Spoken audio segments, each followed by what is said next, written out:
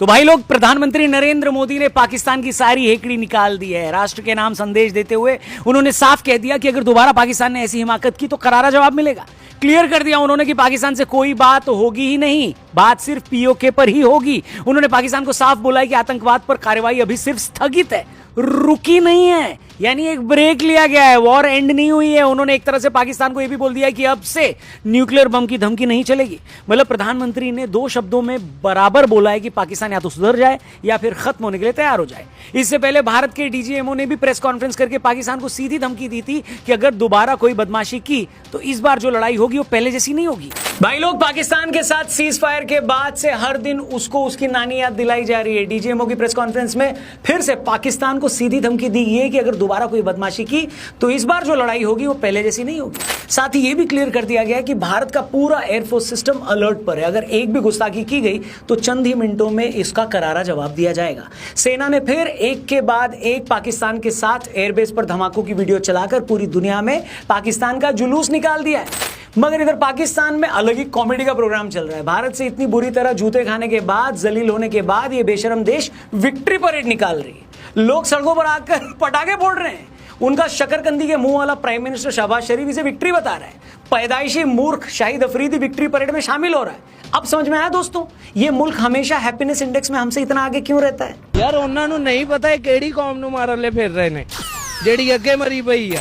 आप सोचिए, जो मुल्क आईएमएफ से $1 बिलियन भीख मांगने को अपनी जीत बताता हो, जो देश अपने 9 एयरबेस उड़वाने, अपने 100 आतंकी मरवाने और 50 फौजी गंवाने के बाद उसे अपनी जीत बताता हो, उसे आप दुखी कैसे कर सकते हो।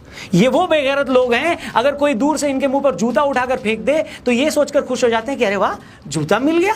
फिर वेट करते हैं कि सामने वाला दूसरा जूता भी मार दे तो जोड़ी पूरी हो जाए।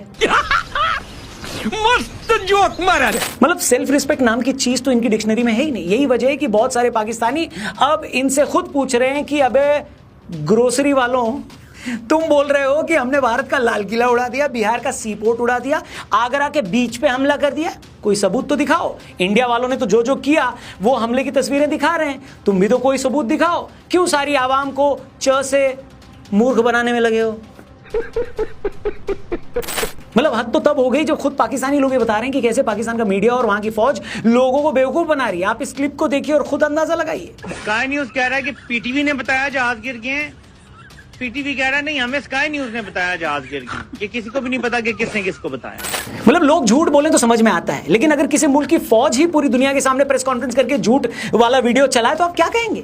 और एक और क्लिप देखिए आप, इसमें पाकिस्तानी ऑफिसर एक भारतीय न्यूज चैनल की क्लिप को क्रॉप करके ऐसे चला रहा है जिससे लोगों को यह लगे कि पाकिस्तान ने भारत पर अटैक किया है और हमारे देश में कुछ नुकसान हुआ है, जबकि हकीकत में बात कुछ और थी। आप देखिए वीडियो और खुद अंदाजा लगाइए कि ये लोग कितने फ्रस्ट्रेटेड हो चुके हैं। नजर आ रही है क्योंकि तमाम एयरबेस ध्वस्त होते हुए नजर आ रहे हैं, आपके गोले में बदले हुए नजर आ रहे हैं। सबसे ज्यादा जो चर्चा है वो ये कि जब आप अपने एयरबेस को नहीं बचा सकते तो जनता को क्या बचाएंगे। दोस्तों, ये सारे वीडियो हम इसलिए दिखा रहे हैं ताकि आप ये समझ पाएं कि भारत के साथ चले 3 दिन में जो वॉर हुआ, पाक फौज की कितनी बुरी तरह भद्द पिटी है। उनका रक्षा मंत्री विदेशी मीडिया में कहता है कि हमने भारत का एयरक्राफ्ट गिरा दिया। जब सबूत मांगा तो चोमू बोलता है सबूत सोशल मीडिया पर पड़े हैं। पाक फौज प्रेस कॉन्फ्रेंस करके बोलती है कि हमने भारत के एयरबेस ये वाले तबाह कर दिए, वो वाले तबाह कर दिए। सबूत मांगे तो एक भी वीडियो सैटेलाइट नहीं दिखा पाते, पावर पॉइंट दिखा रहे हैं। सबूत के नाम पर जब वो एक वीडियो चलाते हैं तो खुद विदेश का एक मीडिया पोस्ट करके बताता है कि इतना झूठ मत बोलो बे, ये वीडियो एक वीडियो गेम की है।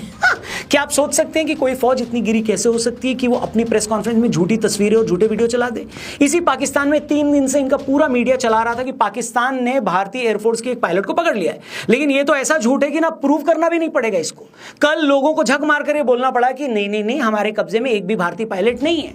भारत ने दावा किया कि हमने अपनी एयर स्ट्राइक में मौलाना मसूद अजहर के पूरे खानदान को तबाह कर दिया। पाकिस्तान ने कहा कि नहीं, ऐसा कुछ नहीं हुआ है, लेकिन फिर पाकिस्तान की सड़कों से ऐसे वीडियो आ गए जहां लोग ये बता रहे हैं कि मौलाना मसूद अजहर का पूरा परिवार तबाह हो गया। तो दोस्तों, ये है पाकिस्तान के झूठ की वो कहानी जिसका पर्दाफाश पाकिस्तान से ही आए हुए वीडियोस कर रहे हैं। दरअसल 3 दिन में भारत ने पाकिस्तान की वो हालत कर दी कि वहां की फौज और पॉलिटिशियंस को समझ में नहीं आ रहा है कि इस पर कैसे रिएक्ट करना है, क्योंकि जब तक भारत ने पाकिस्तान पर यह मिलिट्री एक्शन नहीं लिया था तब तक इन लोगों को खुद नहीं पता था कि भारत क्या कर सकता है। लेकिन अब तो ये लोग नमूना देख चुके हैं, सैंपल मिल चुका है कि भारतीय फौज क्या कर सकती है।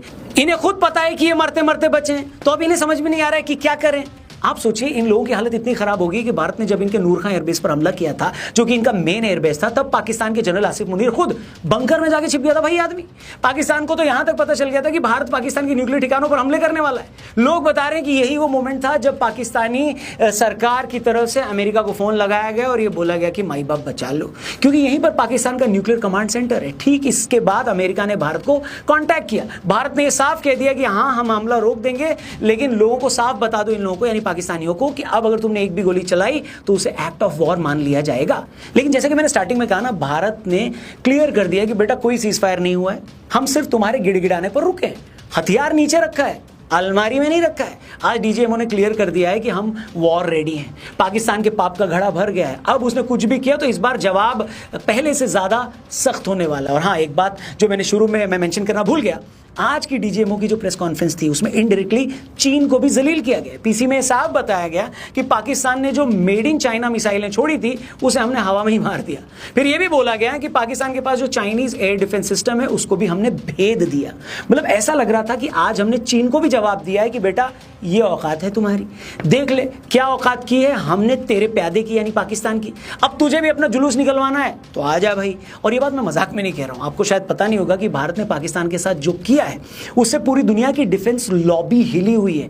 कैसे, वो भी मैं आपको समझाता हूं। ये तो हम सभी जानते हैं कि भारत अपना ज्यादा डिफेंस इंपोर्ट रशिया से करता है और इसके अलावा ज्यादा चीजें हम खुद भी बनाते हैं। अब हुआ क्या, जब भारत ने पाकिस्तान की 3 दिन में लंका लगा दी तो इससे चीन की डिफेंस इंडस्ट्री पूरी तरह एक्सपोज हो गई, क्योंकि चीनी कंपनियों को अफ्रीकी देशों से बड़े बड़े ऑर्डर मिले हुए थे। खबर यह भी है कि चीन ने पाकिस्तान के राजदूत को भी बोलकर इस बात पर झाड़ लगाई है कि तुम्हारी वजह से अफ्रीकन कंट्रीज से मिले हमारे ऑर्डर्स कैंसिल हो गए, डिफेंस ऑर्डर्स।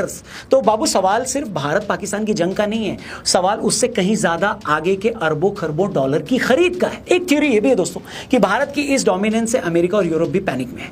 अगेन इसके भी कई रीजन है। पहला रीजन तो यही है जो सभी जानते हैं कि रशिया यूक्रेन युद्ध में पूरा अमेरिका और यूरोप रशिया के खिलाफ है। अब जब दुनिया ने यह देख लिया कि रूसी हथियारों के सपोर्ट से भारत ने चीन और अमेरिका के जेट्स की क्या हालत की है, तो इससे ये दोनों देश भी एक्सपोज हो गए। ऊपर से रशिया का कद बढ़ गया है। अब अमेरिका और यूरोप तो कभी नहीं चाहेंगे ना कि रशिया का कद बढ़े, तभी आप देखना अमेरिकी और यूरोपियन मीडिया खुलकर भारत की इस जीत पर कुछ बोल नहीं रहा है, क्योंकि एक तो इससे रूस का कद और बढ़ेगा और दूसरी बात इससे भारत का भी कद और स्ट्रांग होगा, बढ़ेगा।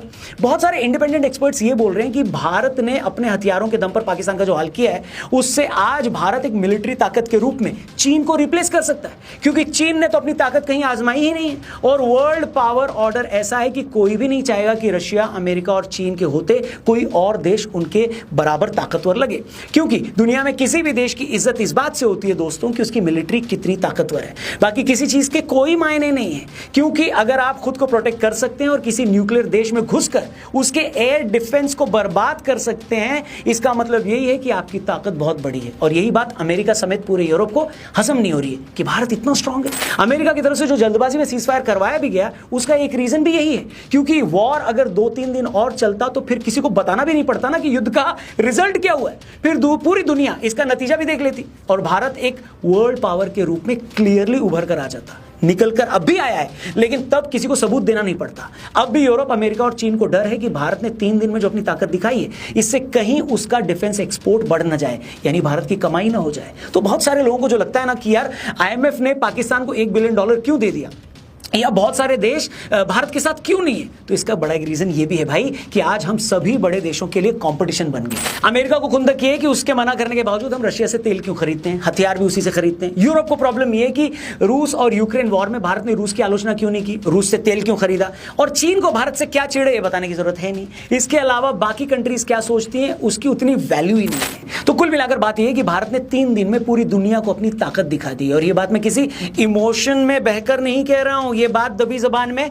बाकी दुनिया भी बोल रही है। और अब बाकी दुनिया न भी कहे, हमारी आर्मी, एयरफोर्स और नेवी ने यह साबित कर दिया है, पाकिस्तान को आज साफ बता दिया है कि आज के बाद किसी भी आतंकी हमले की आलोचना नहीं होगी, न ही हम उस हमले के सबूत देंगे, क्योंकि सबूत देने की जरूरत ही नहीं है। हम सीधा पाकिस्तान में आतंकियों के उन अड्डों पर हमला कर देंगे और उसे खत्म कर देंगे। अगर पाकिस्तानी फौज उस पर रिस्पॉन्ड करती है तो यह माना जाएगा कि वो आतंकियों के साथ खड़ी है। फिर उसके बाद जो हम करेंगे उसके लिए पाकिस्तानी आर्मी ही रिस्पॉन्सिबल होगी, हम नहीं। ये बात एकदम क्रिस्टल क्लियर कर दी है हमारी फोर्सेस ने, इसमें कोई इफ एंड बट नहीं है। बाकी जो लोग अब भी ये मान रहे हैं कि भारत को अभी पाकिस्तान पर और हमले करने चाहिए, तो उनको ये बता दूं कि डिसअपॉइंट मत हो, निराश मत हो दोस्तों, आप पाकिस्तान पर भरोसा रखें।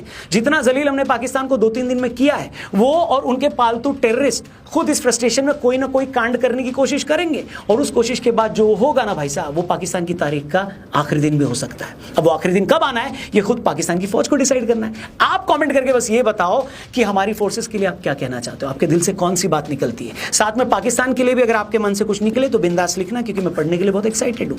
Thank you for watching. Video सही लगी हो तो इसे अपने दोस्तों से शेयर करना। ऐसी वीडियोस अगर आपको डायरेक्टली आपके व्हाट्सएप पे चाहिए तो हमारे व्हाट्सएप के चैनल को भी जरूर ज्वाइन करना। Thank you. जय हिंद, वंदे मातरम।